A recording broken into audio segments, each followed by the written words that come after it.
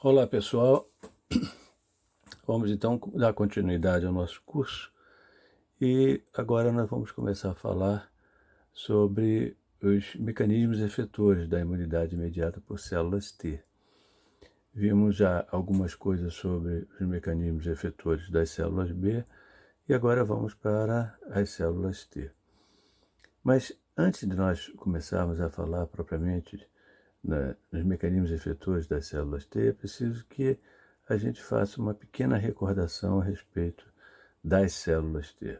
Nós vimos que as células T têm origem na medula óssea, são células que migram da medula óssea para o timo e lá no timo, então, elas continuam o seu processo de amadurecimento. As células T, quando deixam o timo, elas deixam o timo com um fenótipo imaturo. Na maior parte das vezes, a maioria das células deixam o timo com um fenótipo imaturo, por isso são chamadas de células T virgens ou células T naive. Apenas uma pequena parcela dessas células T, por reconhecerem antígenos próprios com altíssima afinidade, elas deixam o timo já com um fenótipo maduro, um fenótipo de células T reguladoras, que são as chamadas células T reguladoras tímicas. Lembram disso? Muito bem. Mas a maior parte dessas células T, as chamadas células T CD4 positivas, elas vão deixar o timo e vão caminhar no sentido dos chamados órgãos linfóides secundários, onde lá elas vão então passar a ter um fenótipo maduro, depois que encontrarem com um antígeno dela. E esse antígeno é um antígeno que vai ser apresentado pelas chamadas células dendríticas. Então, as células dendríticas, aquelas células dendríticas que nós já falamos algumas vezes, que captam antígenos nas periferias do corpo e migram para os linfonodos, que elas são importantes juntamente com as células T na diferenciação das células B, tá certo? No processo de sobrevivência de células B. As células dendríticas também têm participação importante aqui no processo de diferenciação dos chamados fenótipos de células T. Esses fenótipos de células T, hoje conhecidos, tá? Nós vemos linfócitos TH1, linfócito T helper 1, linfócito T helper 2, linfócito T helper 9, 17 e 22. Esses são os fenótipos conhecidos hoje. Mas esses fenótipos, eles só passaram a ser, digamos assim, identificados e melhor estudados de uns poucos anos para cá. Até praticamente os anos 2000 e 2004, principalmente, mais precisamente, em 2004, não se falava praticamente das células, dos outros fenótipos de células T, a não ser o fenótipo TH1 e TH2. Durante muitos anos, nos anos 1970, 1980, isso já vai bastante tempo, só se falava em célula T e ninguém falava em fenótipos de células T, ou seja, diferentes tipos de células T. Embora não se falasse, já se suspeitava naquela ocasião da existência desses fenótipos. Naquela época falava em célula T supressora e não em célula T reguladora, como se fala hoje. Mas foi em 1988, 1989, que dois pesquisadores, Kaufman e Mosman, descreveram, então, os primeiros fenótipos de células T, baseadas em quê? Baseada no tipo de citocina que eles produziam. Eles identificaram, então, dois fenótipos distintos de células T. As chamadas células TH1, produtoras de interferon gama, e as chamadas células TH2, produtoras de interleucina 4, interleucina 13 e interleucina 4, interleucina 13 e interleucina 10. Essas duas subpopulações de células T, elas, durante muito tempo, formaram um verdadeiro paradigma das respostas polarizadas de linfócitos TH1 e linfócitos TH2. E é curioso porque esse paradigma ele perdurou durante quase 20 anos. Durante 20 anos, se nós pegarmos os trabalhos dos anos 1900 e final dos anos 1980, toda a década de 90 e início dos anos 2000, nós vamos ver praticamente todos os trabalhos falando em células TH1 e células TH2, e embora os outros fenótipos de células T não tivessem sido ainda identificados, esse paradigma ele foi um paradigma que perdurou exatamente pela forma como esse paradigma explicava uma série de fenômenos que nós observávamos na clínica, no dia a dia, né? No dia a dia da clínica médica. E esses fenótipos serviram muito para que os médicos pudessem não somente entender a fisiopatologia de muitas doenças, mas também tratar algumas dessas doenças. Agora, a identificação desses fenótipos só foi possível com o desenvolvimento dos chamados animais isogênicos. Animais isogênicos que até hoje não, eles são utilizados mais do que nunca dentro dos estudos, dentro da biologia, mas no caso da imunologia em particular, eles foram desenvolvidos em laboratório. Então, esses animais não existem na natureza. Esse animal que vocês estão vendo aqui, o chamado BALP-C, e o outro que é o C57 Black, esse pretinho aqui que vocês estão vendo, não são animais que existem na natureza, livres na natureza. Esses são animais desenvolvidos em laboratórios. Mas como é que eles foram desenvolvidos? O desenvolvimento de animais isogênicos não é uma coisa assim tão complexa, mas depende de muito controle, tá certo?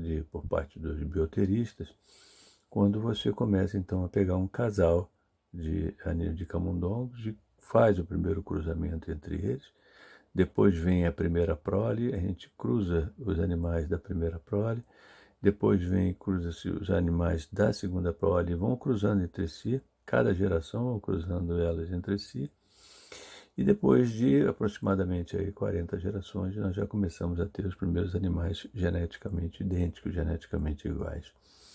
Isso foi digamos assim, um marco para que esses fenótipos de células T pudessem ser identificados. E esses camundongos isogênicos eles são muito úteis e foram muito úteis desde que eles começaram a ser desenvolvidos nos anos 1960, principalmente. Os camundongos BALP-C e os camundongos C57 Black são animais, então, geneticamente distintos, geneticamente diferentes, ou isogênicos entre eles, né? Todos os BALP-C são geneticamente iguais, assim como todos os C57 também são geneticamente iguais. O interessante é que esses animais, então, passam a responder de formas diferentes. Então, são animais geneticamente diferentes e que respondem de forma diferente aos mesmos patógenos. Isso tem uma semelhança muito grande com aquilo que nós observamos na clínica. Então, nesse slide que nós vamos ver agora, nós vamos ver então aqui dois pacientes, tá certo? Que são, obviamente, não são aparentados, né? Mas esses dois pacientes reagem de forma respondem, apresentam manifestações clínicas completamente diferentes frente ao mesmo patógeno. Então, nós estamos vendo aqui dois casos de leishmaniose, uma forma difusa de leishmaniose, vocês estão vendo aqui, ó, esse rapaz, coitado, ele aqui todo, o dorso do nariz todo infiltrado, as asas nasais infiltradas, o lábio completamente infiltrado, não está mostrando o corpo dele aqui, mas certamente ele tem o corpo todo cheio de lesão. E esse outro paciente faz uma lesão única, uma lesão localizada. Este paciente, que faz essa lesão, ele tem somente essa lesão. É chamada, então, úlcera de Bauru ou botão do Oriente, que você já deve ter ouvido falar. Ora, este paciente, ele se comporta, esse que vocês estão vendo aqui, ele se comporta como o camundongo C57 Black. Se nós injetarmos leishmania nos animais C57 Black, eles vão fazer lesões localizadas semelhantes a essa daqui. Quando a gente injeta, então, leishmania na patinha ou na orelha do animal C57 Black, ele faz aquela lesão única. Em contrapartida, quando nós injetamos leishmania nos animais BALB-C, eles tendem a fazer lesões difusas e acabam morrendo da infecção, tá certo? Semelhante ao que nós observamos nesse paciente. Isso na verdade, trouxe luz. Isso foi um divisor de águas muito importante, que pela primeira vez, agora, baseado na resposta imune, nós podemos ver, então, a partir dos anos, e final dos anos 1980, início dos anos 1990, foi possível, então, entender por que é que essas pessoas, os pacientes, respondiam de forma tão diferente. Respondiam de forma diferente porque, na verdade, a forma com que eles reagiam, a forma com que eles respondiam frente ao parasita estava relacionado ao fenótipo de célula T predominante, ou seja, o tipo de citocina que era produzido, ou os tipos de citocinas que eram produzidas quando aquele paciente ele estava infectado por um patógeno desse. Os linfócitos, então, TH2, respondem, tá certo? Produzindo interleucina 4, interleucina 13 e IL-10, interleucina 10, também interleucina 5, enquanto os animais e os pacientes que respondem de uma forma semelhante ao camundongo C57 Black têm uma resposta predominante TH1, respondem produzindo grande quantidade de interferon. Vejam só esse caso aqui, esses dois casos. Então, nós temos aqui dois pacientes, um com lepra, chamada lepra tuberculose, ou a chamada forma polar tuberculose da lepra, e o outro com a chamada lepra do tipo lepromatosa, a forma multibacilar da lepra. Ora, os pacientes, o patógeno é o mesmo, o bacilo é o mesmo, mas são formas completamente diferentes de responder ao mesmo patógeno. Então, isso foi um divisor. Vocês imaginem, então, o que era você, e isso não vai muito tempo, imagina, há 20 e poucos anos atrás, há 20 anos atrás, né, 20 e poucos anos atrás, você olhar um paciente e ver um paciente com essa doença, com essa manifestação clínica, e esse com essa. Quer dizer, imagina o nó que não dava na cabeça das pessoas, tá certo? E perguntar, ora, mas por que esse reage dessa forma e esse reage dessa? Então, isso só foi possível depois que esses fenótipos TH1 e TH2 de linfócitos T foram identificados. Aí sim, depois disso aí, foi possível ver que estava tudo relacionado com o tipo o padrão de citocinas produzido pelos linfócitos T desse paciente. É preciso ficar claro que esses indivíduos que respondem dessa forma eles também tem tudo a ver com o tipo de patógeno em questão, tá certo? Por quê?